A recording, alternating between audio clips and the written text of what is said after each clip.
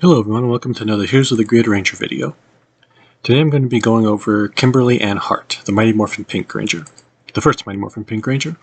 Now, Kimberly's combat deck consists of the standard pattern of 3 1-shield cards, 4 2-shield cards, and 3 3-shield cards. And Kimberly's strategy, as you'll see, you'll definitely start seeing once we get into her cards, she is the energy generator of the team, and she's also the one who can bypass the guard keyword more directly than the others. Like I said, you'll see that as we go through her cards, so let's get started. Her first card is Flying Kick. It's a 0-cost, 2-dice attack card with 2 shields for defense. The ability of the card is to gain 1 energy. So, very basic 2-dice attack, 0 cost, and gains your energy. So, a very good card. I know some other Rangers that have come later in the game also have this card in their deck. Obviously, they had different pictures associated with it. I think Ninjor has it, if I'm remembering right. Yeah, it's a good card. Great card, why you only use it on one Ranger. Kimberly's next card is Acrobatics, a 0-cost reaction card with 3 shields for defense. This ability says, play this card when you reveal a card for defense to add the revealed card to your hand instead of discarding it or placing it on the bottom of your deck. This is a really good card because not only does it allow you to take the damage from the attack, but you get to put it in your hand, regardless of whether it would have gone to the discard pile. So let's say you're only taking 2 damage and you reveal your power weapon. You can play this, Acrobatics, get the power bow to your hand, and already took the damage, so you didn't lose anything from... I mean, technically you still lost a card from your deck, but it's in your hand now, and it's your power weapon, so hard to really complain with that. Now, the only caveat to Acrobatics is that you can only play this card when you reveal a card for defense. So Kimberly has to be the one revealing a card for defense. You can't use this for any other Ranger. So just keep that in mind. Her next card is Take Aim. It's a 0-cost maneuver card with 1 shield for defense. The ability says, gain 1 energy. You may immediately play another card. If it is an attack, you may reroll any number of dice during that attack. In terms of her combat deck, this is kind of the main card that gives energy. And it's a really good ability, gain 1 energy. Just keep in mind that Kimberly's the only one who can play another card after playing this card. It can't be Billy, Trini, Zach, Jason. And you don't have to necessarily play an attack card. You can play, I guess theoretically you could play another Take Aim afterwards, so to gain 2 energy in one turn, and then play another card. So yeah, I can see that. You play 2 Take Aims, gain 2 energy, and then play, since the second Take Aim also lets you play another card, you can play a third card, and you may reroll any number of dice during that attack. You only get the reroll, obviously, if it's an attack card. If you play a maneuver card that deals damage, and somehow, for some reason, has you roll dice, or a reaction that lets you roll dice, you don't get to reroll. It's only if it's an attack card. Now, Take Aim goes perfectly with the next card in her deck, which is Arrow Shot. It's a 1-cost, 3-dice attack card with 2 shields for defense. Its ability says, ignore the guard keyword when choosing a target for this attack. So Take Aim lets you gain an energy, which lets you pay for Arrow Shot right away, and you can ignore the guard keyword, so you can choose any target that's available on the board. It doesn't matter if it's being protected or not. So that's a fantastic card to have, and the first card that directly says to ignore the guard keyword. Her next card is the Blade Blaster that everybody gets. X-cost special attack card with 1 shield for defense. This attack deals an amount of damage equal to the amount of energy spent to play this card. You may divide this energy among any number of targets. So another way for Kimberly to do some sniper damage. Again, just one that everybody gets to use. I won't focus on it too much. But remember, Blade Blaster does not bypass the guard keyword. Finally, Kimberly's power weapon, the Power Bow. It's a 3-cost, 6-dice attack, and 3 shields for defense. Now, Kimberly theoretically has the most powerful power weapon because she rolls the most dice without adding dice to it or using some kind of bonus effect.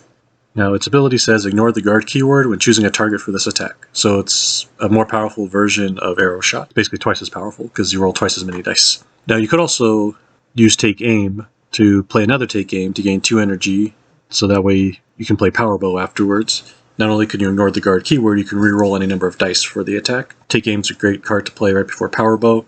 And I just realized I forgot to mention Kimberly's, her first character ability. Kimberly Ann Hart, Mighty Morphin Pink, her character ability is Quick Shot. At the start of each battle, you may deal 1 damage to an enemy card of your choice. So before you start playing cards or enemy, even in case, if there's a fast enemy on the board, even before they attack, Kimberly gets to deal 1 damage to any enemy card. It doesn't matter if it's guarded or not, because it's not an attack. Her second character card, which was released for Once and Always, And once again, the Once and Always cards are available for free to download on Renegade's website. You don't have to buy them in any set or anything like that. Her second ability is Gymnast's Balance. Once per battle, you may attempt to stack up to 6 dice within 7 seconds using one hand. After you finish, wait 3 seconds.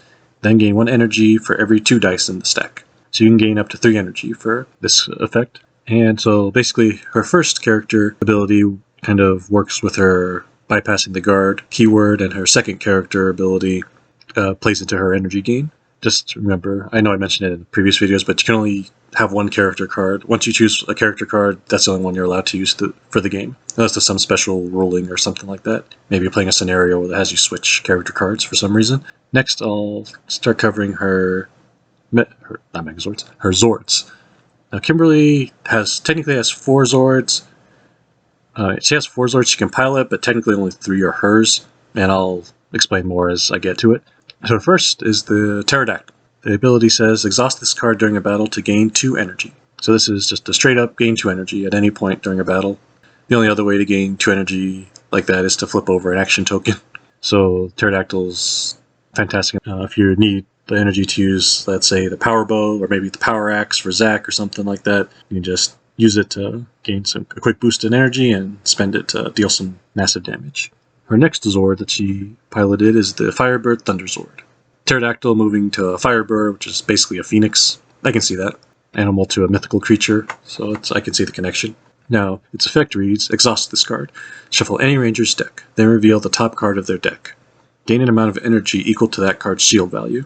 So this card could potentially yield you even more energy than the Pterodactyl. Whereas Pterodactyl is just always 2 energy when you reveal it. The Firebird Thunder Zord could give you 3 if the card you reveal is 3 shields.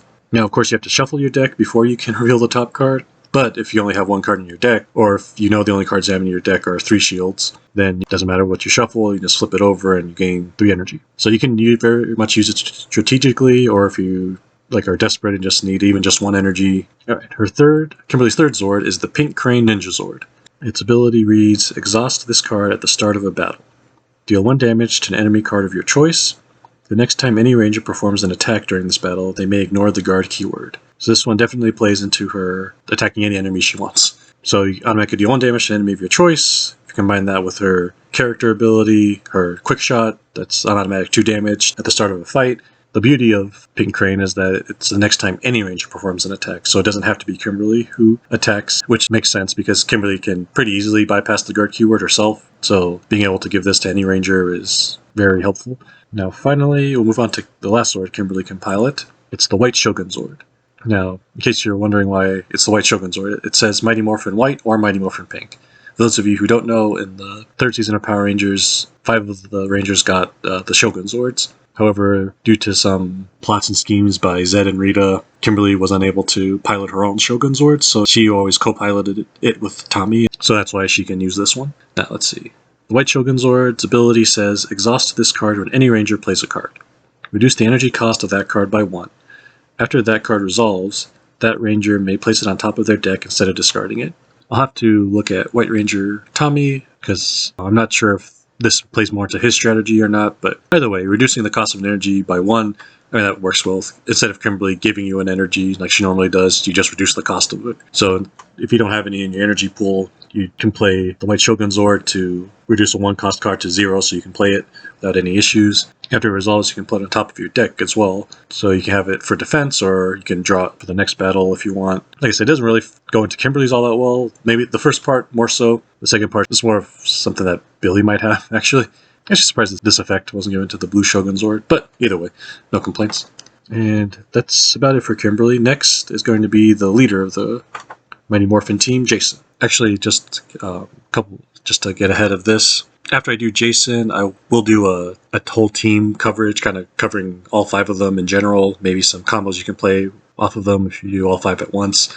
And in that video, the team overview video, I should call it, team overview, I'll try to show a picture of how many of each card are in the Ranger's combat deck, because each Ranger has only 10 cards in their combat deck, but with a few exceptions, and Jason's actually one of them, and I'll get into that when I cover him. He can be an exception, I should say, but in these videos I haven't been showing how many of each card you get in their combat decks, so I'll do a quick layout and show each Ranger how many of each card they have in their decks. So just be on the lookout for that.